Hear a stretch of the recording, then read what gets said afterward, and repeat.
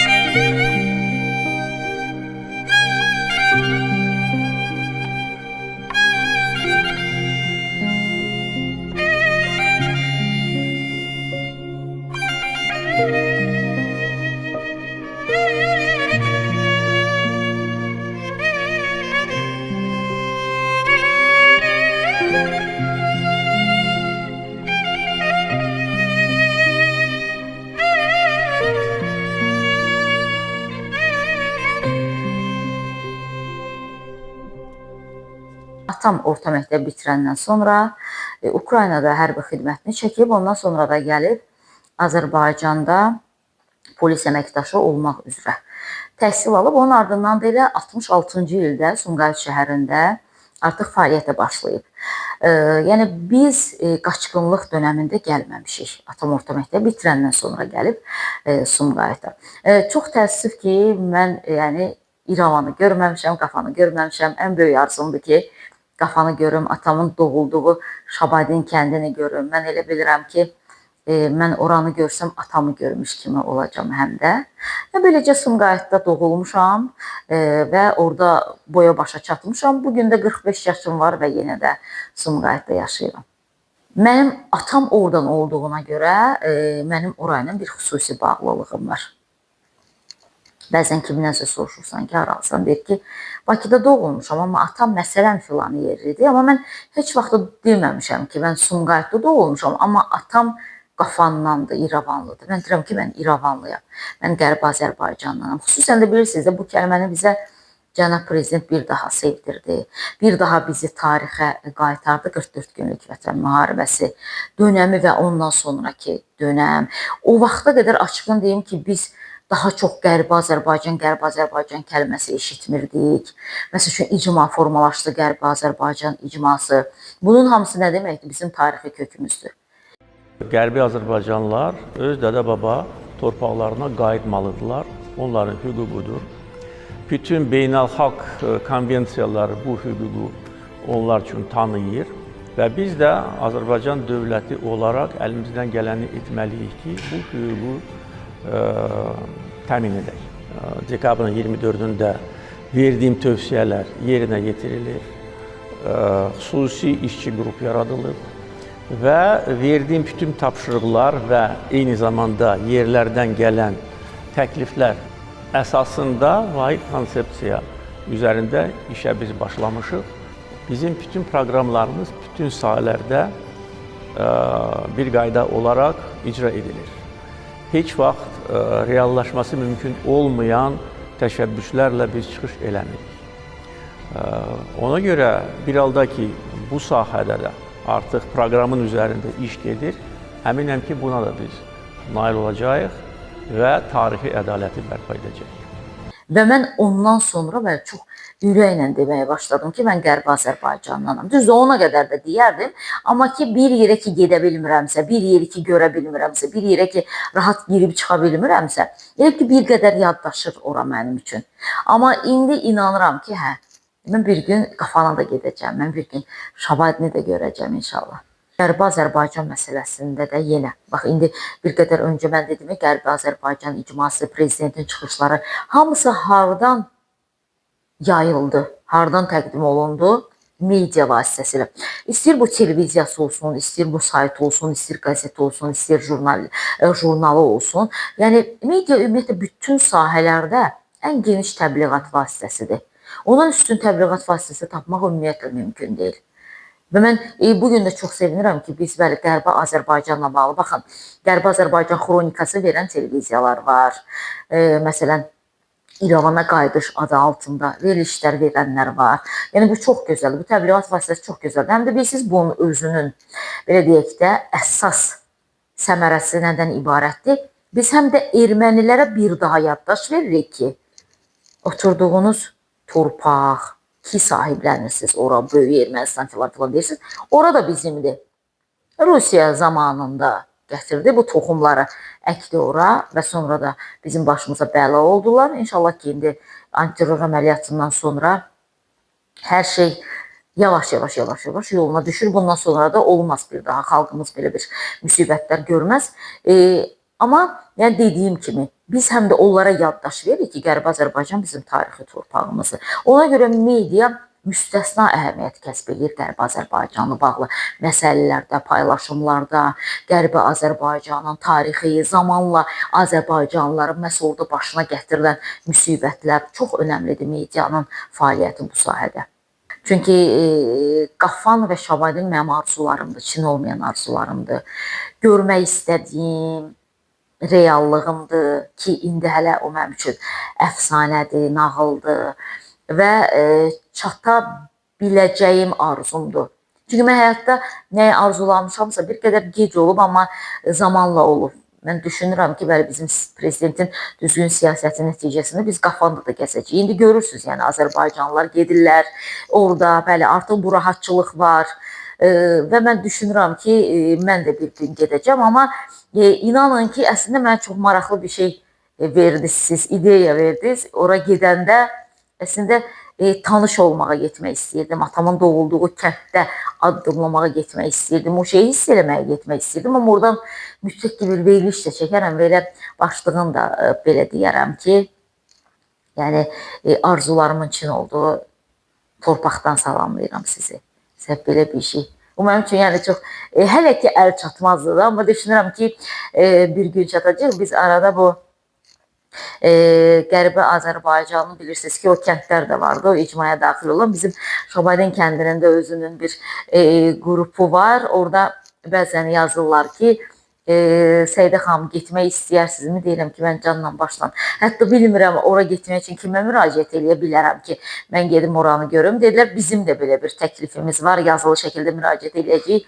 Gedəndə mütləq sizi aparacaq. Deyirəm ki, elə edin ki, mən yaddan çıxmayım. Və həqiqətən də, yəni, bu dəqiqə üçün ən böyük arzum Qafanı görməkdir. Bu dəqiqə üçün.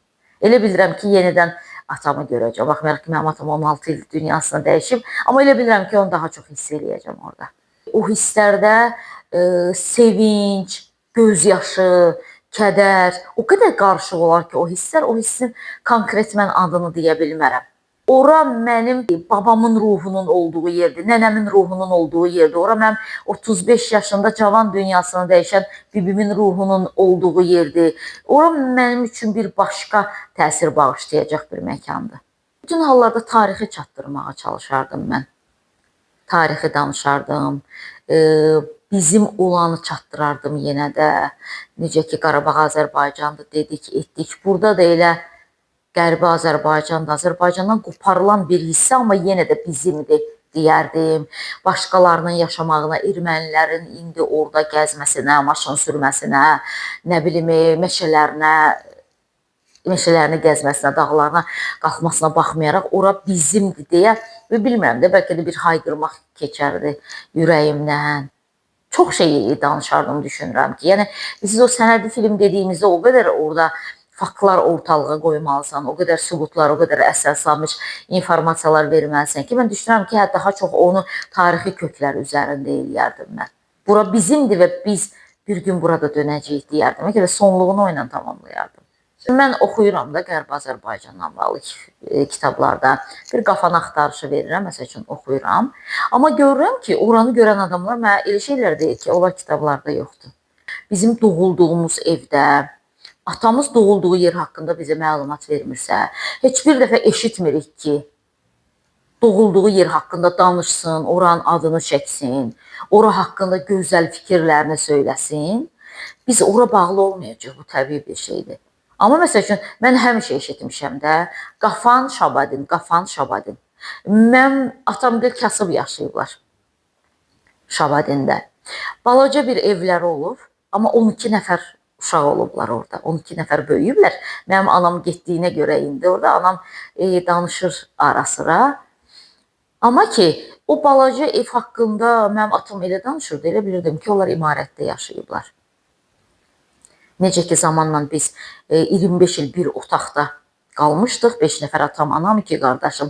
Mənim üçün də saraydı ora. Çünki orada huzur var idi, orada xoşbəxtlik var idi, orada ailəmiz tam idi, natamamlıq yox idi.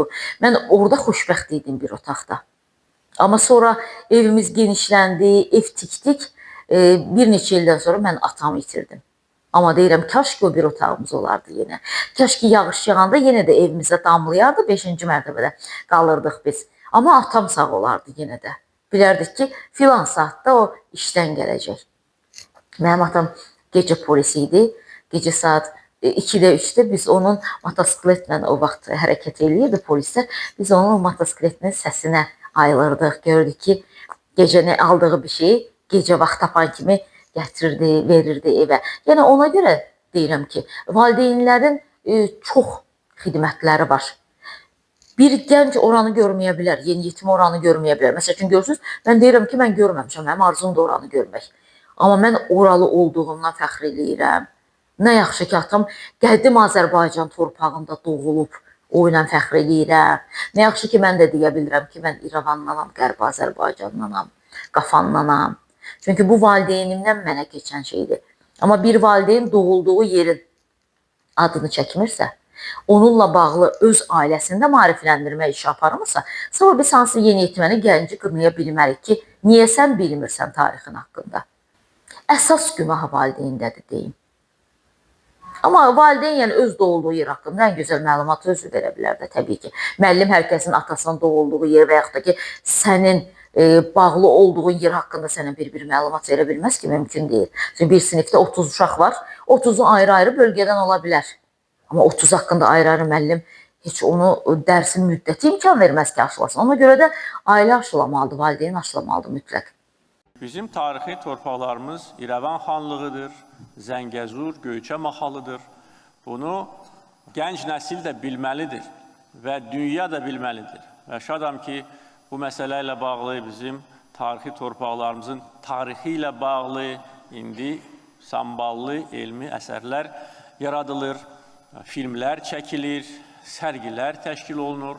Biz növbəti illərdə daha fəal olmalıyıq bu istiqamətdə və dünyanın müxtəlif yerlərində sərgilər, təqdimatlar keçirilməlidir. Çünki İrəvan bizim tarixi torpağımızdır. Və biz, Azərbaycanlılar, bu tarixi torpaqlara qayıtmalıyıq. Bəziləri ayrı düşəndə vətən eşqini oyadırlar özlərində, vətən sevgisi yaradırlar özlərində. Bəziləri burada olanda hiss eləyir. Yəni ona görə vətəni sevmək üçün, Azərbaycana aşıq olmaq üçün şərt deyil ki, sən qürbətdə vətən həsrəti çəkəsən. Burada ola-ola belə vətən həsrəti çəkə bilərsən, necə ki, mən çəkirəm. Mən Qafanın həsrətini çəkirəm, Qərbi Azərbaycan həsrətini çəkirəm. Torpağımdayam, öz diyarımdayam. Amma oranın həsrətini çəkirəm. Ona görə də bunun üçün mütləq ölkəni tərk etdin, qərib ölkədə getdin və Azərbaycan üçün burnunun ucu göynədi, yenə də sənə vətəni sevdirə bilməz. Yəni, fərq yoxdur. O insanlara dəyişən məkan deyil əslində. İnsanın xisləti odur. Hara gedirsənsə, sənin kimliyin də səninlə gedir. Saf adamsanmı, dürüst adamsanmı, yoxsa bir ömür yalanla yaşamısansa, xarici ölkədə də o yalanı sən davam etdirirsən. Yəni, o şeylər var ki, insanın vətən sevgisi məkana görə dəyişmir. Bizim əslində doğulduğumuz yer və yaxud da ki, atamızın doğulduğu yer sadəcə bizi ora bir köynəkdə, belə deyək də, yaxınlaşdıran, bir addım da doğmalaşdıran məkandır. Amma Qərbi Azərbaycanlıyam və buna görə bütün Azərbaycanı sevirəm ifadəsi yanlış bir ifadədir. Mən bütöv Azərbaycanı sevirəm. Hansı ki, o bütöv Azərbaycanın içərisində qərbi də var, cənubu da var, şərqi də var. Mən sizə təşəkkür edirəm ki, siz bir Qərbi Azərbaycanlı olaraq heç yerdən dəstək almadan, amma bu YouTube kanalını işlədirsiniz. Və təşəkkür edirəm ki, burada danışmaq üçün mənə də zaman ayırdınız. Həqiqətən də yəni çox xoş oldu, çox duyğulu oldu. Görəsən nəyi deyə bilmədim deyə düşünürəm. Bəlkə orayla bağlı çox önəmli bir şey var idi ki, mən onu deyə bilərdim, amma demədim düşünürəm. Bəlkə də siz gedəndən sonra yadıma düşəcək, amma yenə də deyirəm. Mən görmədiyimə görə Qafanı, ona görə düşünürəm ki, hələ ora haqqında çox şeyi mən bilmirəm. Arada olur, videolara baxıram, göndərirlər, bura Qafandır. Məsəl üçün Google Maps-də görürsünüz, Şabalini belə axtarıb tapmağa çalışıram, amma ki o deyil. Kənardan izləmək istəmirəm, orada gəzmək istəyirəm, oranı hiss eləmək istəyirəm. İnşallah da ki olacaq. Sizə də uğurlar arzulayıram, bol uğurlar. Çıxdığınız yolda heç vaxt peşman olmayasınız. İnşallah ki daha gözəl məlumatlar. Bir gün oradan müsahibə vermək qismətim olsun sizə.